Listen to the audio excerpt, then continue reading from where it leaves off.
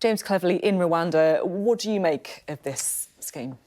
I despair, if I'm honest. You know, the government's spoken about Rwanda now for, 18 months or so. It's not yielded any tangible benefits for anyone. They've spent the best part of, £140 million. We don't know how much more they're going to spend on this. You know, there's an easy solution. You create safe and legal routes and you invest in more staff to clear the backlog. The reason they don't want to do that is they want to create a culture war over some of the most marginalised and vulnerable people, not just in the UK, but on the planet.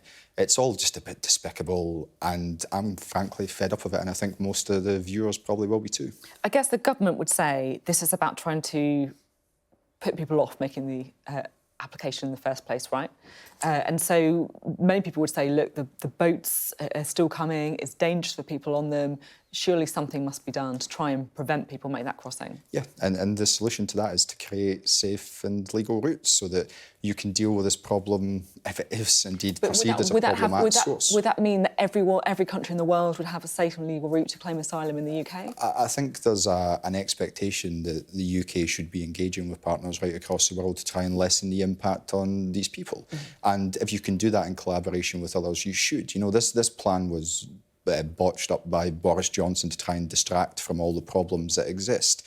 It's not solved anything. It's not going to fix the problem if indeed people perceive there to be a problem. Let's get safe and legal routes and let's make sure we clear the backlog by investing in staff. I know it's very important to make sure it's clear when we're talking about legal and illegal migration, but we've been talking an awful lot about legal migration as well recently.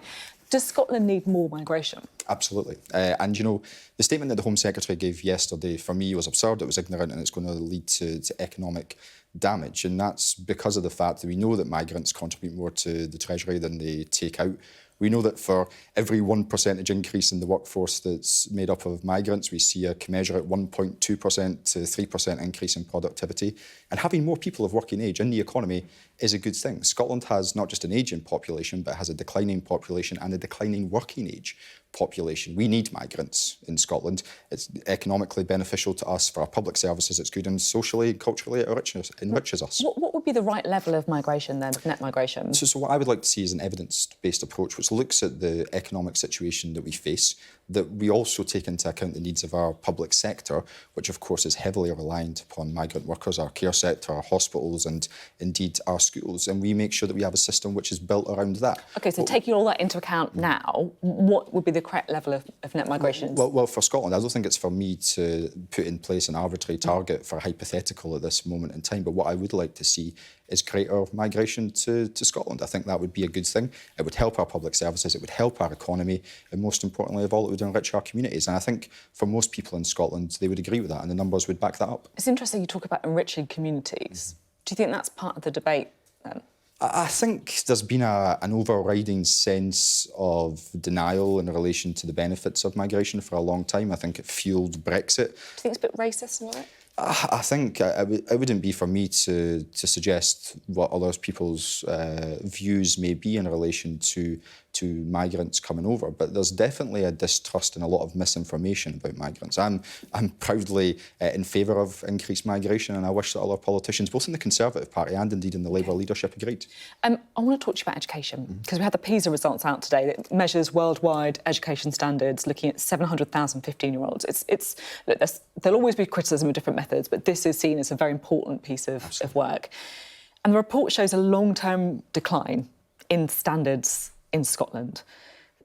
Kids in Scotland lagging behind kids in England, particularly in maths and science. Does the SNP take responsibility for that? So of course, the decline in Scottish education, if indeed there is one which the figures would indicate there's a problem in that regard, much predates the Scottish National Party. Indeed, it goes back to the Labour and Lib Dem coalition, which was before us. So we obviously have a structural problem within on your watch as well. It's not like the SNP came to power in Scotland, like, a couple of months ago. Obviously. And, every effort is being made to improve educational attainment in Scotland. Of course, across these aisles, there's a mixed picture. I think that in relation to some of our comparators with England, we may well be behind, but in relation to Wales, we may well be in front. Yeah. But we shouldn't be looking at it in that perspective. I think what we should be doing is... Would you like to apologise to parents who might feel a bit let down if they look at this? I think what we should be doing is focusing on making sure that kids have the best opportunities in life.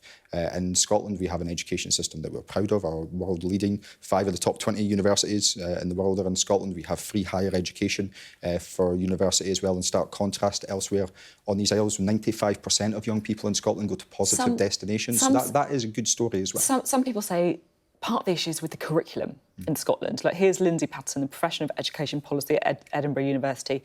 He says the decline corresponds with the implementation of the curriculum for excellence introduced by the SNP. The longer-term decline may be seen clearly for Scotland if we go back a full decade to 2012.